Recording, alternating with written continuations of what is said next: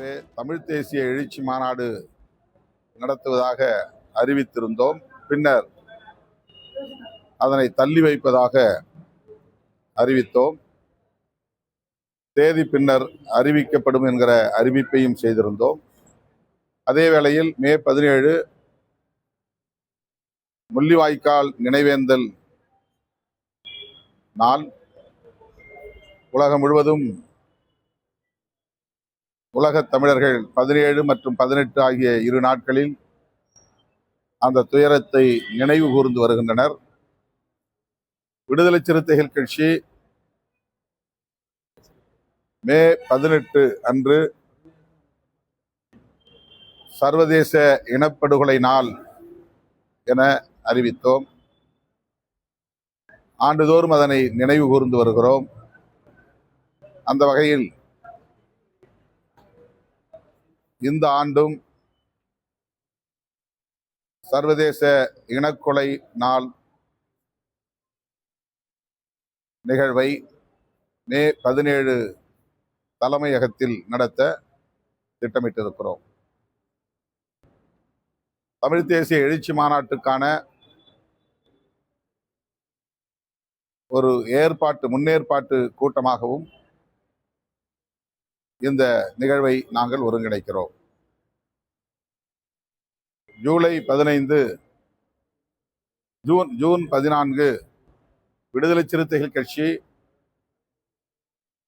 ஆண்டுதோறும் சான்றோர் பெருமக்களுக்கு வழங்கி வருகிற மகளிர் என்ற தகவலை சொன்னார்கள். மற்றபடி பின்னால் என்ன நடந்தது என்பது எனக்கு தெரியாது. நாங்கள் அதற்காகத்தான் காத்திருந்தோம், காலம் தாழ்த்தினோம் என்பதை போன்ற ஒரு தோற்றத்தை திரும்ப திரும்ப பலரும் பேசிக் கொண்டிருக்கிறார்கள். ஒரு சிலர் தாவேக்காவோடு நாங்கள் பேரம் பேசிக் கொண்டிருக்கிறோம், பேரம் படிவதற்காகத்தான் காலம் தாழ்த்துகிறார்கள் என்று வாய்க்கு வந்ததையெல்லாம் வாரி இறைத்தார்கள். எங்களுடைய நடவடிக்கை நான் தொடக்கத்திலேயே சொன்னேன், மீண்டும் சொல்லுகிறேன், அழுத்தமாக சொல்லுகிறேன், தெளிவாக சொல்லுகிறேன்.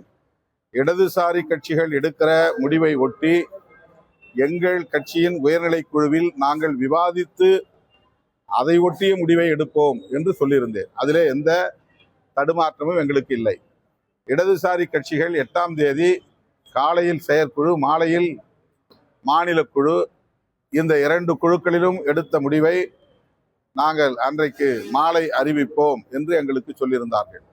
ஆக அவர்கள் அதிகாரபூர்வமாக எடுக்கப்பட்ட முடிவு என்ன என்பதை அறிந்த பிறகு அந்த முடிவை முன்வைத்து எங்கள் தோழர்களிடையே நாங்கள் கலந்தாய்வு செய்வது என்பதை இடதுசாரி கட்சிகளின் தலைவர்களுக்கே தெரியப்படுத்தியிருந்தோம். ஆக அவர்கள் 4 மணிக்கு சொன்னார்கள், நாங்கள் 2 கட்சிகளும் இந்த முடிவை எடுத்திருக்கிறோம் என்று. ஏற்கனவே நான் 5 மணிக்கு ஆன்லைன் மீட்டிங், அதாவது எங்களுடைய உயர்நிலைக்குழு கூட்டத்தை ஜூம் ஆப் வழியாக நடத்துவதென்று சமூக ஊடகங்களிலேயே அறிவித்து விட்டோம். என்னுடைய ஃபேஸ்புக்கிலே அது போடப்பட்டு, எங்க ஆபீஸுக்கு சோஃபா வந்தது ஏற்கனவே ஆர்டர் பண்ணியிருந்தது.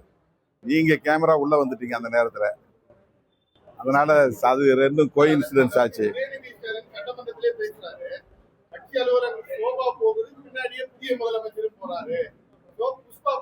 அது விசிக அலுவலகத்தை வச்சு அவர் சொல்லல.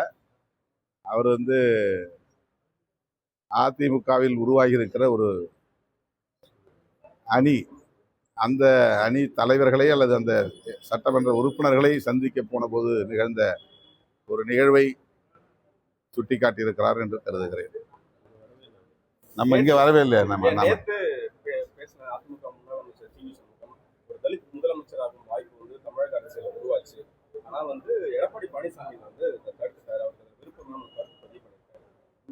அது பற்றி எனக்கு எதுவும் தெரியாது. அங்கே என்ன நடந்தது, அவர்களுக்குள் என்ன உரையாடல் நடந்தது, எதுவும் நமக்கு தெரியாது. நான் ஏற்கனவே சொன்னேன், எனக்கு தெரிந்த, எனக்கு நெருங்கிய சில நண்பர்கள் என்னிடத்தில் இப்படி ஒரு பேச்சு போய்கொண்டிருக்கிறது என்ற தகவலை சொன்னார்கள்.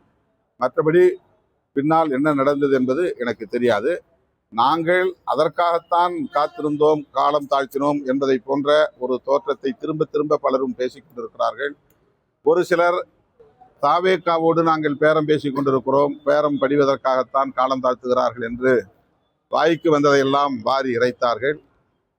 எங்களுடைய நடவடிக்கை நான் தொடக்கத்திலேயே சொன்னேன், மீண்டும் சொல்லுகிறேன், அழுத்தமாக சொல்லுகிறேன், தெளிவாக சொல்லுகிறேன். இடதுசாரி கட்சிகள் எடுக்கிற முடிவை ஒட்டி எங்கள் கட்சியின் உயர்நிலை குழுவில் நாங்கள் விவாதித்து Chennai Silks in summer mega sale. Chennai Silks summer mega sale. The Chennai Silks in Mega Summer Sale.